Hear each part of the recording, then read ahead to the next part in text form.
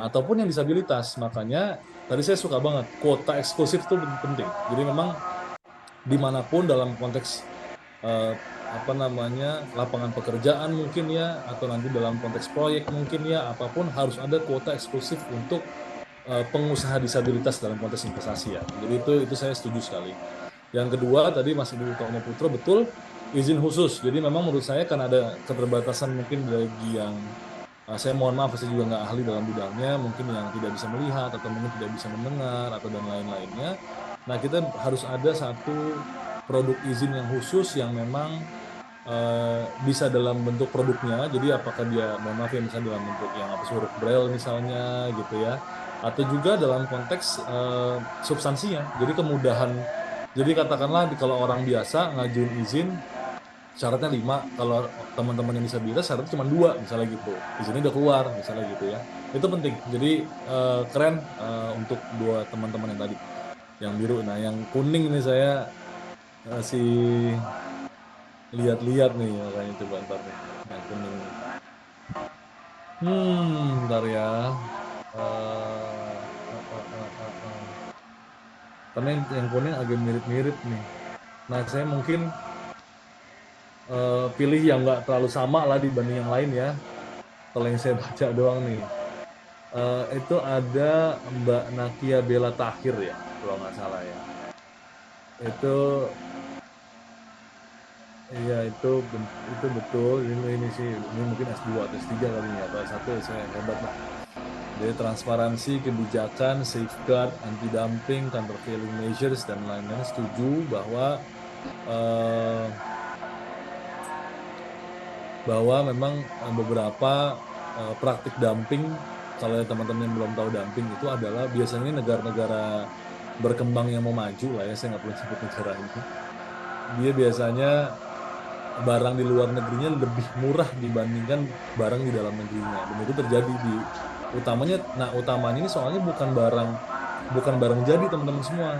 Jadi yang dumping itu bukan hanya misalnya jangan dibayangkan kayak handphone, kayak laptop atau apalah celana, jeans, no.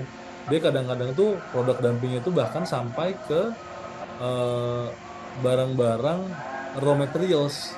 Jadi tadi kalau misalnya dia pabrik pipa, itu besi baja gulungannya dari sana dumping.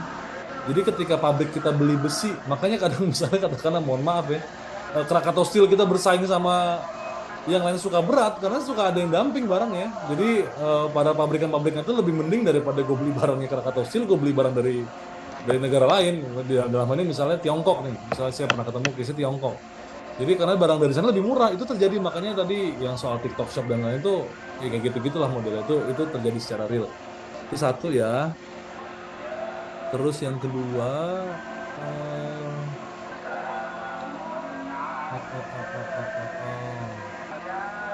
soalnya agak mirip-mirip nih yang lain ini soalnya.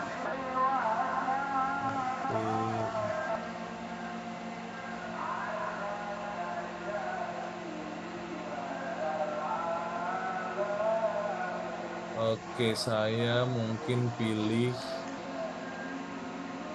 yang ini aja nih, Mas Edi Utomo Puto sama apa tadi? Yang tadi sama apa nggak beda ya harusnya ya? Sama, Pak. Oh sama Mas. Pak. Emang Mas Edi pinter loh ini mah luar biasa. Jadi jangan saya pilih lagi deh kalau gitu deh. Eh, coba yang ntar ya, saya lagi lihat lagi nih.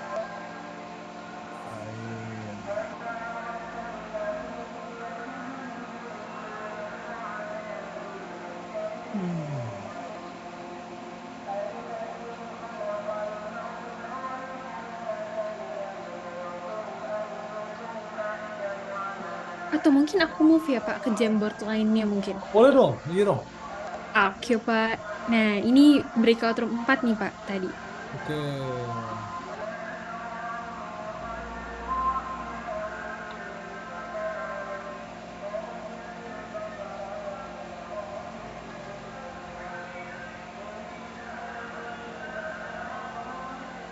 Oke, aku pilih ini deh, Mas Akmal deh.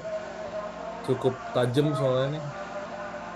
Soalnya yang lain sih benar-benar cuman umum. Ini boleh permudah perizinan, perkuat kepastian hukum dan hak atas tanah yang diberikan ya, betul. Jadi itu apa namanya,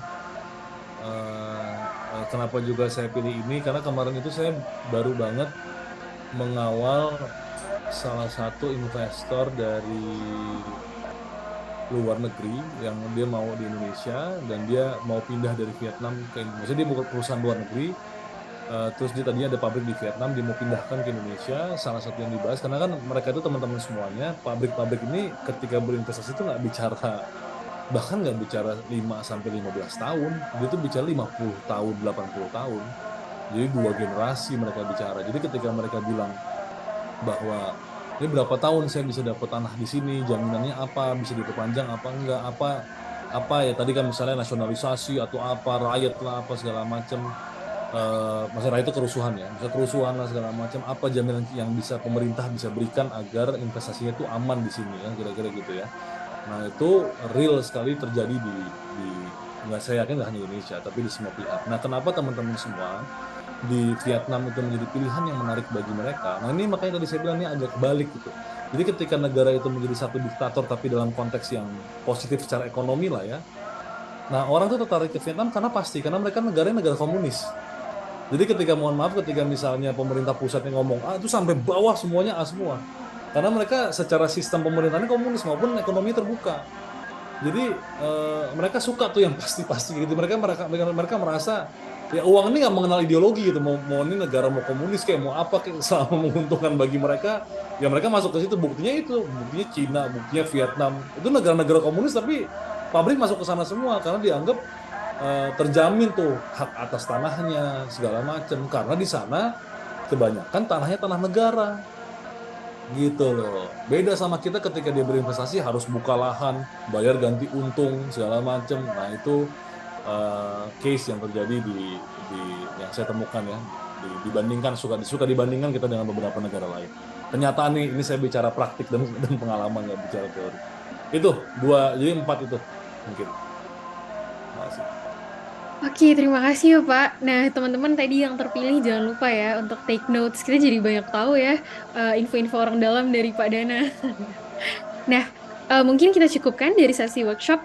Bila pamit undur diri, floor back at Pak Dana untuk Career Pathways. Ya, jadi untuk terima kasih Bila dan teman-teman semuanya untuk Career Pathways.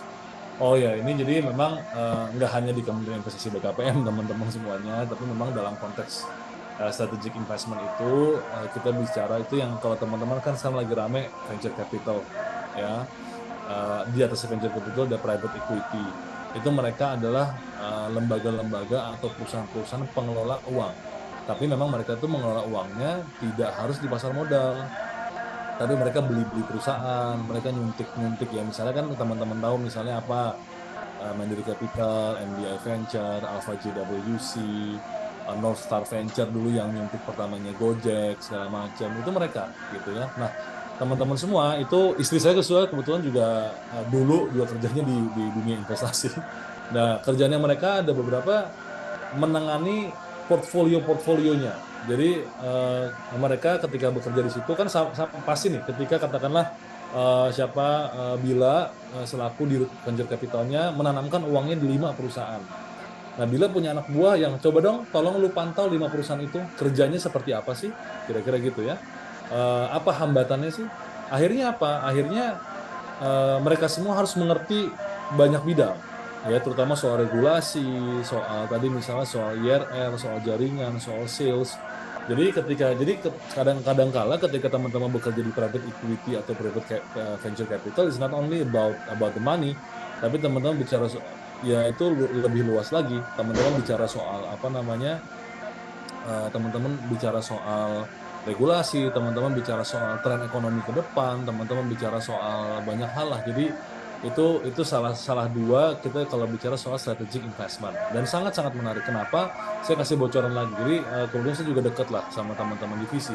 Dulu tuh ada bahasanya bahkan di mungkin 5 tahun yang lalu lah ketika Gojek baru-baru muncul, Tokopedia baru-baru muncul tuh era keemasannya startup. Mereka tuh sampai ada bahasa namanya spray and pray. Spray and pray itu apa sih? Bahasanya dia nyemprot, habis itu mereka berdoa, mana yang untung, mana aja yang untung. Dia jadi ngasih uangnya tuh ngasal. Jadi dia kayak ada minta uang, gue kasih nih duit, gue kasih modal. Tapi teman-teman bisa bayangkan, saking menguntungkannya si perusahaan permodalan ini, satu perusahaan bisa menutupi hampir mungkin 10 bahkan sampai 19 perusahaannya rugi, ngerti nggak? Jadi satu perusahaannya untung, berkali-kali lipat nilai perusahaan itu naik, dia bisa menutupi kerugian investasinya di 10 perusahaan lainnya atau bahkan 19 perusahaan lainnya. Itu yang ngomong teman-teman visi sama saya. Jadi itu teman bisa bayangkan itu. Jadi teman-teman harus bisa ya belajar valuasi, belajar nilai value perusahaan dan lain-lain.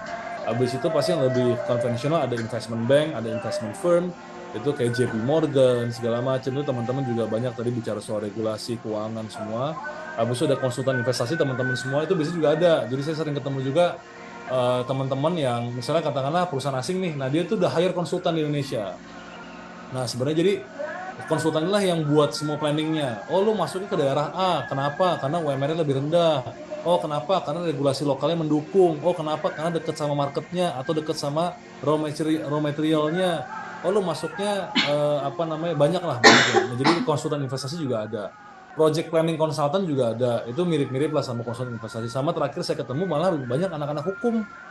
Karena secara praktiknya itu kalau yang terkait pemerintah mereka biasanya hire law firm untuk apa namanya bicara soal tadi tuh hukum kepemilikan saham, terus apa namanya regulasi semua segala macam itu mereka bicara soal hukum. Jadi masuk juga di law firm. Jadi teman-teman semuanya kalau kita bicara di strategic investing, saya sangat menyarankan untuk teman-teman belajar soal keuangan dan pajak. Keuangan tuh lebih tepatnya lagi soal finance ya. Jadi teman-teman tuh belajar tuh semua soal rasio keuangan. Jadi teman-teman harus hatam soal itu. Jadi kalau misalnya yang paling mendasar, yang paling profitability ratio, terus apa namanya IRR ya, rate of returns. Jadi seberapa cepat ketika teman-teman berinvestasi, seberapa cepat sih modal itu BEP segala macam kan kira-kira gitu ya. Itu teman-teman pelajari semua, hatamkan semua rasio-rasio keuangan itu. Karena semua itu yang akan dipakai ketika melihat, ini biasa gini, yang saya tahu ya, kalau di swasta nih, saya mau investasi, saya minta laporan keuangannya, saya cukup lihat semua rasio, saya bandingin aja. Nah, rasio itu menggambarkan semua performa perusahaan, as simple as that. Gitu ya. Nah, itu dan juga pajak. Pajak ini karena sangat berpengaruh kalau untuk bagi UMKM mungkin nggak terlalu, tapi kalau udah mulai perusahaan tumbuh sangat berpengaruh. Yang kedua hukum. Hukum itu soalnya mencakup semuanya. Kira-kira gitu. Ya, jadi itu posisi-posisinya. Nah, terus tipsnya ya pasti bangun relasi sebanyak-banyaknya, aktif berpartisipasi di organisasi semua udah betul, ikut kuliah-kuliah kayak gini, perbanyak ilmu pengetahuan, ikut kuliah kayak gini. Teman-teman semuanya saya bisa yakinkan untuk mencapai satu karir, saya percaya bahwa kita butuh dua, kapasitas atau kapabilitas dan koneksitas.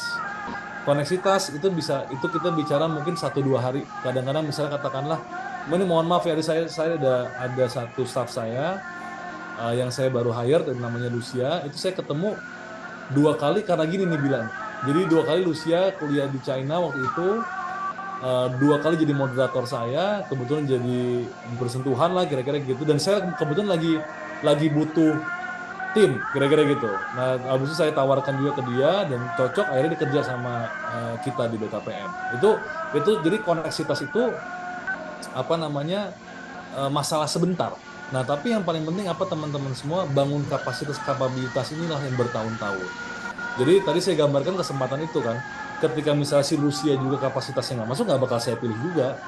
Tapi ketika misalnya memang dia bertahun-tahun bangun kapasitasnya dia, kapabilitasnya dia udah top, ketemu nih orang yang pas langsung jadi. Contoh misalnya mungkin ya saya bukan siapa-siapa lah, maupun kenal sama Pak Jokowi juga nggak jadi apa-apa. Tapi misalnya beda lah, misalnya katakanlah sekelas Pak Arsyad Rashid misalnya gitu ya, atau siapalah yang punya kapasitas yang tinggi, yang memang dia udah luar biasa gitu ya. Ketika ketemu presiden bisa jadi menteri ya karena memang kapasitasnya udah cocok kan kira-kira gitu. Kapasitas cocok bukan sama presiden deket sekalipun juga nggak mau jadi apa-apa juga. Jadi itu tips dari saya, mudah-mudahan ya jadi apa namanya informasi tambahan, dan saya doakan semoga yang hadir di ruangan kali ini sukses di bidang dan di karir yang diinginkan. Insya Allah semua udah lebih terbuka, mudah-mudahan diberikan kemudahan juga keberkahan buat teman-teman semuanya. Terima kasih Bila dan kawan-kawan. Baik, terima kasih banyak ya Pak ya.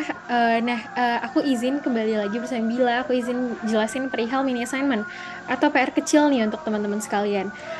Em, Jadi, teman-teman boleh menuliskan di 150 kata kurang lebih melalui media LMS bagaimana latar belakang pendidikan teman-teman dan insight yang udah didapat melalui sesi perkuliahan ini bisa membantu teman-teman semua nih untuk meniti karir di bidang investasi strategis. Apalagi tadi udah dikasih kiat-kiatnya tentang career pathway sama Pak Dana. Wah, boleh juga Pak calling-calling kalau bisa ada opportunity. Nah, mungkin terima kasih untuk teman-teman yang udah hadir dan Pak Dana serta tim mungkin kita ada sesi dokumentasi dulu ya. Oke. Kita foto bareng teman-teman. Nah, boleh Pak Didi buka kameranya yang tadi teman-teman yang pada belum eh on cam, boleh sekarang on cam biar kita nanti post di Instagram gk.ugm. Jangan lupa pada follow ya teman-teman karena banyak info terkini yang nanti bisa diakses lewat Instagram kami. Nah, boleh. Mungkin udah aku mulai ya. Kita screenshot dari slide pertama dulu. 1, 2, 3. Nah, sekarang slide kedua